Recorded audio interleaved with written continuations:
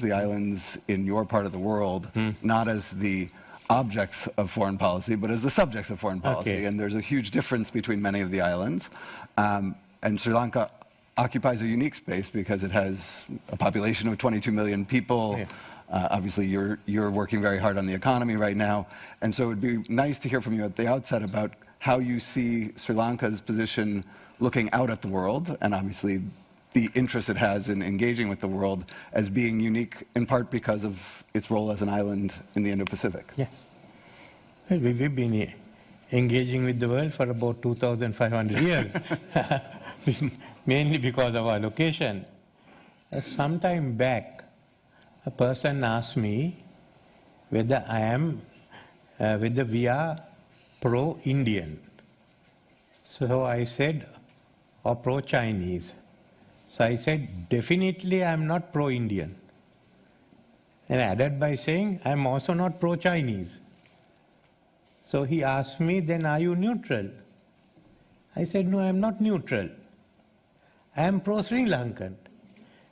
And that's what a lot of people don't understand, that today our priorities are not the same as that of the big powers and others in the region, whether it be the Indian Ocean or whether it be the South Pacific Islands. Our priorities are different: economic, social, ecological. We are prepared to work with any actor, state or non-state actors, who will help us to achieve these objectives. So we are working with the West on one side, and we are working with China on the other. So this is basically Sri Lanka and others, the South Pacific Islands, are all in the same boat. So I can explain to you, if you want, what exactly is happening, because we feel that the Sino-US rivalry is something that started in the Western Pacific, in the structured area of Asia-Pacific. And it still functions. They all meet to have APEC while it's going on. But now it's spread out both to the Indian Ocean and to South Pacific. Why we are getting pulled into it, it's difficult for us to understand. Of course, we are crucial. In fact, South Pacific and Indian Ocean are crucial strategically. West Pacific, yes, because of the supply chain line that goes along China from South China Sea onto East China and etc. But the heart of the US Naval Command is South Pacific. You establish your dominance by the Battle of the Coral Sea, Battle of Midway, and the shooting down Yamamoto's aircraft. At the same time, what Churchill said was he was worried that if Sri Lanka was captured, they'll lose control of the Indian Ocean. So we are strategic, but just because we are strategic, it doesn't mean that we are involved in any military alliances with China or anyone else. So it's in this background that we have to look at the geopolitics of our own islands. When you talk about Sri Lanka's position, kind of willing to work with both China and the U.S., if we reduce anyone, if we reduce it to that right now, it could be understood as a kind of hedging back and forth to extract as much as possible. Is there something more sophisticated in the strategy? No, Sri Lanka has never hedged back and forth to extract something from someone. We haven't. Throughout our island, we have to deal with all powers that come in. We may have played one against the other, but that's for our survival. In this case, we are not doing that either. So that's where it comes to. It's the inability to understand the nature of Indian Ocean and South Pacific which is creating this. None of the countries involved seem to understand what is our geopolitics and what do we do. So you've talked several times about the different subregions in the Indo-Pacific, and even made mention of, battles that happened 80 years ago now as kind of defining a parameter. Lately in Washington, at least, there's an enormous focus on, the word Indo-Pacific has become a much more common term that is used in the last 5 years, last 10 years. And in some ways you wonder whether a rose by any other name might smell as sweet. Would the Indo-Pacific be a strategic framework if it weren't labeled as that? And what's lost in Indo-Pacific is still an artificial framework. And what do we? But because if you look at IORA, which applies here, it says the Indian Ocean comes at the Indian Ocean rim and the waters therein. So it is this. Indo-Pacific, no one knows. For instance, for some people, Indo-Pacific ends on the western boundary of India. Others take it on to Africa. Then some end up with Western Pacific. Others go to South Pacific. Now, what is this Indo? I live there. What is this Indo-Pacific? I became Deputy Foreign Minister in 1977. I've seen all this. I know this. I have seen China and US taking on India and Russia. Now I am seeing US and India taking on Russia and China. That's all that has happened. You are trying to find an excuse to bring all of us in. What do you think? I have gone, I have spoken with the 7th Command. I knew how General Zia did everything. So that doesn't matter. So all this is outside that. We can't talk anything, but since I am the oldest person here now, I can tell you, this is all. From fighting global rivalry with Soviet Union and India on one side, China and America on the other side. That's where we all got hammered in between with wars and all. Now it has turned the other way around.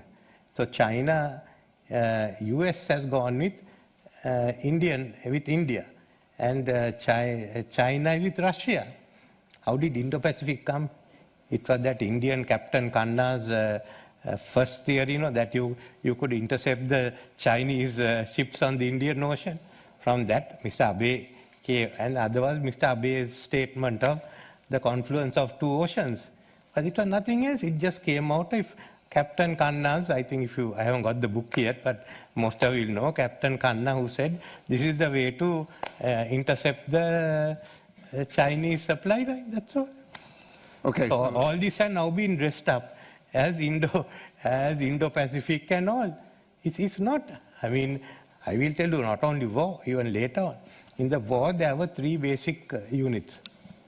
You had the Admiral Nimitz in one part, Admiral Mountbatten on our part, and Chiang Kai-shek there. So you have to bring them together. You can't bring them together just by saying Indo-Pacific. So, granting for a moment that the term Indo-Pacific has caused some strategic gaps from people in Washington or maybe even in Beijing and elsewhere. You mentioned IORA, and I know Sri Lanka is about to take over the chairmanship, I think, next year. So, give me a sense of what a more strategic view is and how you're thinking about that chairmanship. If I look at the developments there, that is taking place, there is the next round of rivalry going on, and that's taking place in Asia. It's a question of China versus US on how are they going to divide their region of influence in Asia, because it contains certainly, firstly, the South China Sea. It is Taiwan, and then East China Sea. So that's it's within this that you're trying to work this out. But of course, even earlier, US has been very particular about its base in East Asia. In 1997, when Japan proposed the Asian IMF, US got hold of China and killed it. So from what we see, it's a game that has been going on. This is more because it involves military power and a reach which Japan never had to go out there. But it's basically geopolitics and power politics. Our complaint is, why the hell are you pulling us into it? Okay, I understand. I understand the criticism of. I understand the criticism of U.S. policy and Chinese policy. Yeah. What's the affirmative agenda for Sri Lanka? Where when you sit in Colombo, what are you trying to accomplish in the region for Sri Lanka? No, what we are trying to do in Sri Lanka is for the country to develop. Of course, we know that we are the main island, the strategic island in the ocean. That's to the east of us is the road, is the seaway to Singapore. To the west of it, the line up to Suez. So there are the islands on this line except Mauritius, which is on the Mozambique Canal. So what we want to do is to develop, and for the purpose of developing today, there are many, many options available. So we are taking follow. I mean, basically, China has come up with its maritime Silk Route, and there has been assistance given everywhere. Then India is now coming up with Saga. Before both of them, Japan still has the best network for foreign assistance. So we want to use that and develop the country. That's all that we are trying to do. I know that you've obviously recently signed a new agreement with the IMF as part of your effort to shore up the economy. And I wonder if you take a bigger view kind of over the next 3 to 5 years, what do you think the international financial institutions, World Bank, IMF, can do to support the aspiration to both get the economy stabilized and also to invest in the way that you would like to invest in Sri Lanka's role in the region? Yeah, with IMF and others, we are doing far-reaching economic restructuring, which should attract people there. And IMF has given us support. Of course, they give a growth rate of about 3.5%. But we want to go ahead and ensure it goes to about 5.5 to 6. That's our own effort. But there are other issues that are there which may not be connected to us, but the whole issue of the global debt and the low-income countries. I think that has to be resolved in the next few years. But that can have adverse impact even on Sri Lanka. But otherwise, we are looking at development. With India, we are negotiating the comprehensive economic and technological partnership. We are also now applied to join the RCEP so that our markets become bigger. I mean, we have no military ambitions. Okay. I have several more questions, but I want to welcome the audience to use the QR codes that you have to submit questions. They will show up on my iPad here once you submit them, and that way we can take a few questions from the audience. And if you're watching online, please feel free to submit. They will also show up here. Can you say a little bit more about kind of the affirmative project economically? How you see what you're trying? What are your 3 priorities in terms of the economy right now? Well, the economic reforms, and certainly, shedding our bankruptcy status. Within it, the lowest hanging fruit is tourism. Next is food security, modernizing agriculture. From there onwards, we'll work the rest out. Okay. You mentioned kind of Sri Lanka's uniqueness as an island, both geographically and partly because of its size. Many of the islands that are participating in this dialogue have a much smaller population. Do you see a role for Sri Lanka as a kind of group spokesperson at some stages for articulating the special interests of islands? No, we will talk of articulate the special interests of the islands, but also the Indian Ocean. Sri Lanka is now taking over the chair of IORA. Yep. And we feel that IORA has to be strengthened structurally, so we will work on that. Secondly is that the whole Indian Ocean is now going through sort of a new power arrangement. Firstly is the Quad. The Quad is joining up. We found with G7 and they are talking of bringing NATO in, you got the Arcus. Now, Arcus is against the IORA because IORA will not have military alliances in the Indian Ocean. Arcus is a military alliance. Secondly, this whole talk of bringing NATO in. As far as the Indian Ocean is concerned, we don't want any military activity. And I don't think the majority of the Indian Ocean states will want NATO anywhere close by. France, yes, France has a stake in the Indian Ocean and Pacific, but others we would be. So one is the question we are wary of is whether the European powers would be brought in.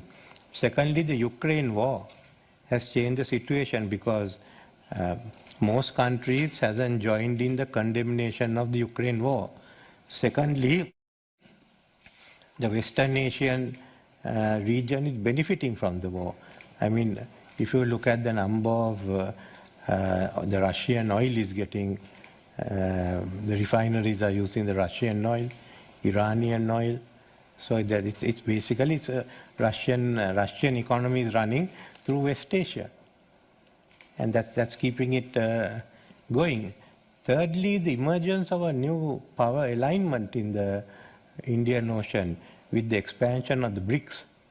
The BRICS had India and South Africa, but now they brought in Iran, they brought in UAE, which is the naval power, they brought in Saudi, they brought in Egypt. So now you're finding a counterbalance to the Quad in the BRICS Plus. Then what does India do? They are partly in the Quad and they are partly in the BRICS. So these are new issues that are coming up. It's becoming more complex now than the Pacific. So this is just the beginning. I think it will play out. And Sri Lanka has taken over the chair at a very crucial time. I think there are a number of people, myself included, who would challenge the proposition that the West is benefiting from Russia's war against Ukraine, and that would argue that actually Russia's war against Ukraine is costing everyone, including the two participants in that war, the aggressor and the victim. But I wonder how you see the kind of principles of international law that are at stake in that war as affecting Sri Lanka, if at all. What are the principles of international law that are there in Ukraine? Respect for international borders, which a majority of the UN member states have condemned the violation of borders by force against law. War crimes are part of international law, and the use of war crimes as a tool of war by the Russian state is a violation of it. Russia has invaded Ukraine. There's no question about that. Question about it. The issue was, there are two ones. I'm only telling one part we discussed. Issue is that, this has taken place, but did Europe take sufficient steps to avoid this war because of the worry that 2 world wars started in Europe? Second one, Europe had to be bailed out by you all and the Russians and the rest of us in Asia and Africa. So why is it that they didn't resolve this issue? But outside what I am talking, there's another one which goes in, which I haven't, I have not said that, but I might have said it has force in it. They are saying you are talking about Ukraine, why are you are not sorted out Palestine for 75 years? I mean, that one is not for lack of trying by a number of parties. I'm only telling you what they are saying, so you can argue with the people who put this forward, but that has also taken in some parts of Asia that view, especially on the Western Asian side. But basically it was not the time for anyone to go into fighting. The beneficiaries have been some of the Western Asian states, not Sri Lanka. We have lost out. The world is suffering for. Yeah, we have all this thing. I'm not justifying it. I'm only saying one reason is did they try enough. But more than that is everyone wants the war to come to an end. But what I'm saying is the Ukraine war has brought a new situation in that this has become the center towards West Asia. Right or wrong, it has become a center. Then you get the BRICS operating there. So something new is coming up on the Western Indian Ocean. And with China's connections to that, it can change the picture. Mm-hmm. Do you, you mentioned Arcus, which isn't a formal alliance, but is an agreement between several powers. Do you think that there's any opportunity for, as you take on the chairmanship of IORA, any opportunity for dialogue between the participants in Arcus and IORA to try to reconcile some of the tensions that you recognize? Arcus is a military alliance. I've read from the time it came, we read every paper. It is a military alliance. It's moved against one country, China. So what they forgot was that when they did AUKUS, they forgot that there was what were the IORA's agreements, the Jakarta Declaration. So and also the IOPZ resolution in the UN. But AUKUS falls into that category, in our view. Okay. Is there an opportunity for constructive? No, and secondly, okay, I'm asking another question. It's a military one. What is Britain going to do in the Pacific? Have they got any planes? What will happen if they come during wartime? Is that American aircraft which can be used against, say, if you have to use it on China, will be spent on protecting the Prince of Wales or Queen Elizabeth? Without that, it will go down just like the original Prince of Wales. So actually, it's a disadvantage for you all. If they turn up, for the simple reason, you will have to divert your planes, which can be used on an offensive role, into a defensive role. You will lose about 75 to 100 planes we get in there. Okay, so you think AUKUS is a strategic misstep by the participants in AUKUS, but... I think it's a strategic misstep. I think they made a mistake. Anyway, it's not for me to correct it. And basically, I don't think it was needed. It was really not needed in my view. I don't know what they have to say about the Pacific, but certainly not in the US, in Indian Ocean. And leaving that aside, I think it's a burden on the US. Putting out your planes on a defensive role when it should have been put onto offensive role. That's all I have to say. Let's turn to the BRICS expansion, the BRICS Plus. Yeah. I can see why that could be a story about kind of an emerging constellation of actors who could counterbalance in some way a G7 or something like that. But do you think there are any tensions built into this BRICS Plus idea? I would say getting onto the G7, I mean, I don't think it counts very much in my view. If you take US out, what else is there? There's a number of other advanced economies. Economics, yes. On research as the economic side, yes, not military side, no. I'm telling the BRICS, why the expansion of the BRICS, I've spoken to some of them. It is that they think this has been dominated too much by both the G7 meeting was one reason, and by the Quad. They feel they are this thing, they have a right, they are not going to give up their rights. Both Saudi Arabia and UAE are coming out as naval powers now. Okay. I'm going to turn to questions from the audience now. Okay. Chinese research vessels and spy ships visited Sri Lanka, and you've introduced a standard operating procedure for foreign vessels. How effective is this, given China's significant geoeconomic presence in Sri Lanka? There are no spy ships in Sri Lanka. I don't know if anyone can establish it is a spy ship. There are research ships because we have, the China Academy of Science has agreements with the National Aquatic Research Agency and some of the universities. And under that only that research ships have come in here. And the research ships have been coming in for the last 10 years. So it's not an issue there. But as far as the ships are concerned, there was a question raised by one of the countries whether it can be used for spying. No, we don't know. I don't know that. So that's the standing operating procedure was set by the Sri Lankan Navy. Recently, we had discussions with India, and we've now opted we've taken on all their amendments. So any ships that come in now are according to an operation procedure which we have done together with India. So I can't see any ship that's a threat coming in through that operating procedure. Okay. Okay. On climate change, somebody asks, for people who don't know much about how Sri Lanka's climate-related issues, what are the most important ways in which Indians and Americans and others around the world can act in support of Sri Lanka's clean ocean and green tech efforts? No, we are discussing on that, especially with Europe and Korea, Japan, and with US. It's the total. We have brought out a climate prosperity plan, and we are working on to that.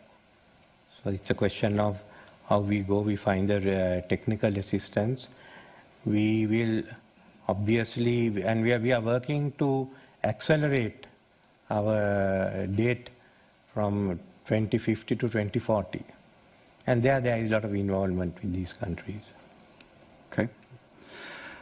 You mentioned that tourism was part of the low-hanging fruit in terms of economic development.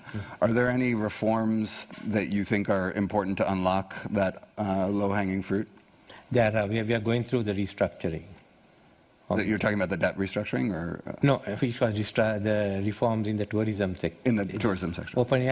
We're taking the state agency out and bringing the private sector to lead the markets and decide. I've given them the targets from 2.5 million. We must go up to 5 million, and we should earn at least $500 to $700 a night per person. So it is complete upgrading. I don't think government agencies can do it, but private people, both Sri Lankans and outsiders, are coming in now.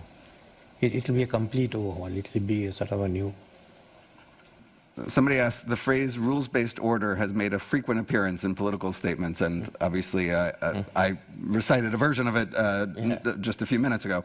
And in political statements and declarations in the Indo-Pacific region, what does a rules-based order mean for Sri Lanka?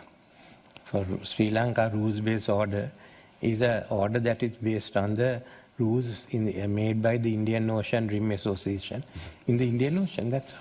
And there's no global perspective. It is a regional first perspective from your. Well, there are no other. Certainly, the first one is the freedom of navigation. Second is this. You don't mind. I mean, I would favor a freedom of navigation agreement for the Indian Ocean only, but on two conditions. US must sign it, and China must sign it and abide by the decisions of the tribunal. That is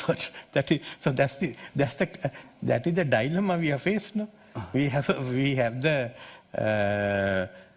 law of the sea, and then we find it's not being observed fully, and we are not the culprits. But we are willing to have one, provided both US and China agree to the conditions. You probably know that former Secretary of State John Kerry has been an advocate of U.S. accession to the Law of the Sea Treaty for many years. So he's a good man. You would find a sympathetic ear in trying to figure out a way forward. I'm conscious that we don't have that much time left, and I wanted to ask two questions in closing. One is, if you could observe, to offer an observation on what you think about the development of the U.S.-India relationship and what that means for Sri Lanka, if anything. What do you expect out of that relationship in the next 10 years? We could see the U.S.-India relationship moving closer. Gradually, that's taking place. And both of them acting together, it's a matter for them to decide, just as much as Pakistan wants to work with China. We've got to learn to live with all that, provided there is no threat to our independence. And then the last question I wanted to ask was about, I mean, we've touched multiple times in this conversation about things that say, let's just say broadly, the West misunderstands about the region. And if you were to offer an observation of 2 or 3 things that you think are most misunderstood about either Sri Lanka or the region, the Iora neighborhood, what do you think is most misunderstood? What misunderstandings? We've come to conclusions. One, we think that we are having special deals with the Chinese. We are not. As you can see in this whole debt restructuring, we are working with the West and India. China has been staying out of it. No, it is how does the Indian Ocean operate? What is our thinking? That enough hasn't gone in. That's one of the problems you're having with the Gulf states. It's not merely Sri Lanka. No, I'll give you one example. We are going to take over the chair of the Iora. I mean, in my time, that I have been president, and no one in the State Department has even discussed the whole issue or discussed this matter with us. With the US government, yes, Janet Yellen and all of us are talking on the debt restructuring. We are talking on so many other issues, even defense, how our people are being trained, what has to be done. But you haven't had any engagement on Iora? No, they have not engaged with us. I mean, why should I engage with them? If they are coming to my area. We have the Deputy Secretary of State speaking next, so maybe we'll... That you all have to sort out, yes. And no one has spoken to us. Has anyone spoken to you? No. The Minister says no. So how can you understand us if you don't want to speak to us? Okay, so one misunderstanding is the assumption that there's some kind of deals going on with China. Another is that that you would say that the West doesn't engage enough. Yeah, and we are really being affected badly.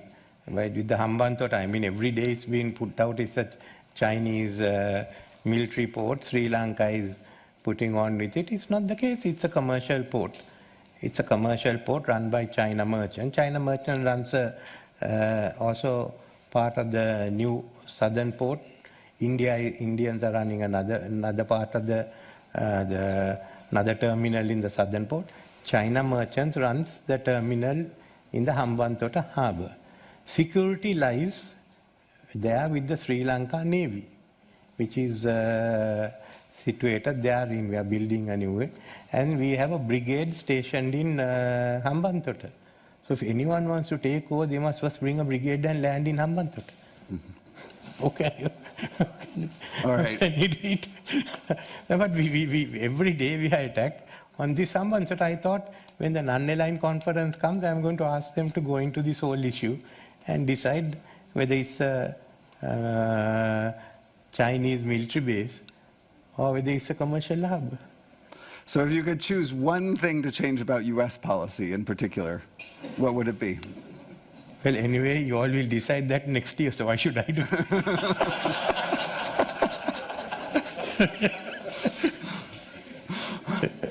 That would be the thing that you would choose? And I'll wait from outside.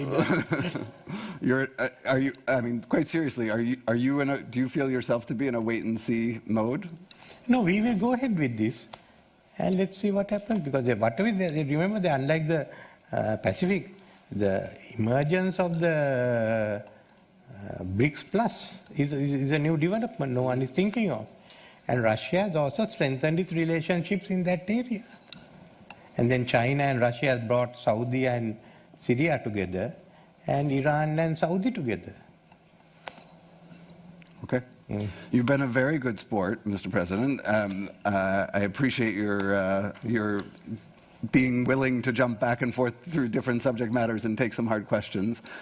We're delighted to have you here at the Islands Dialogue, and I think it's really important that Sri Lanka continues to play a leading role in being a voice for the region, because there are such unique challenges that can't be solved alone in the region and that need the voice of the region to guide engagement from others. So thank you very much for your time today. Thank you for being with us, and thank you for this conversation. Keep an eye on the Indian Ocean. You can count on it.